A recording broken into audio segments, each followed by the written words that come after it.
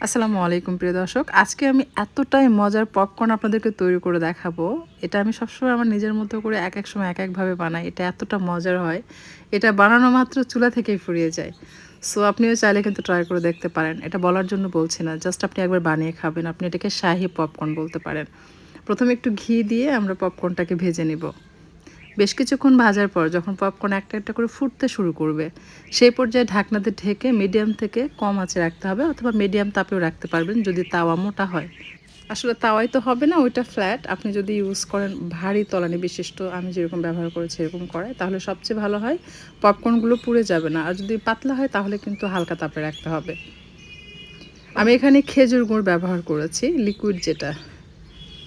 বলক আসার পর দিয়ে দিচ্ছি ঘি। আপনি চাইলে ঘিয়ের পরিবর্তে এখানে বাটার ইউজ করতে পারবেন। চাইলে একটু মধুও ইউজ করা যায়।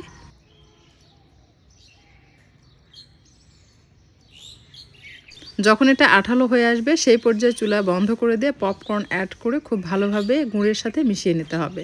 খেজুর গুঁড় দিয়ে এটা বানালে কিন্তু অনেক বেশি মজা হয়। আর সাথে যদি আপনি একটু গুঁড়া দুধ, বাটার মিক্স করেন অথবা ঘি, যেটাই দেন না কেন, এটার স্বাদ আসলে মারাত্মক লেভেলের।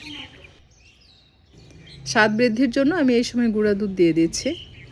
আর সেই সাথে অ্যাড করব ঘি। যদি শাহী ফ্লেভারের পপকর্ন তৈরি করতে চান তাহলে গুঁড়া দুধের সাথে ঘি অ্যাড করবেন। আর যদি বাটারের ফ্লেভার আপনার পছন্দ এরকম হয় তাহলে বাটার অ্যাড করবেন। সেটা সল্টেড বাটার হতে পারে, আনসল্টেডও হতে পারে। সল্টেড বাটার দিলেই বেশি ভালো লাগে। এরপর খুব ভালোভাবে আলতো হাতে মিশিয়ে নেবেন। মেশানো হয়ে গেলে এটাকে নামিয়ে যখন একটু ঠান্ডা হবে তখন জিপলক ব্যাগ বা যে কোনো জারে জাস্ট মুখটা বন্ধ করে রেখে দিবেন।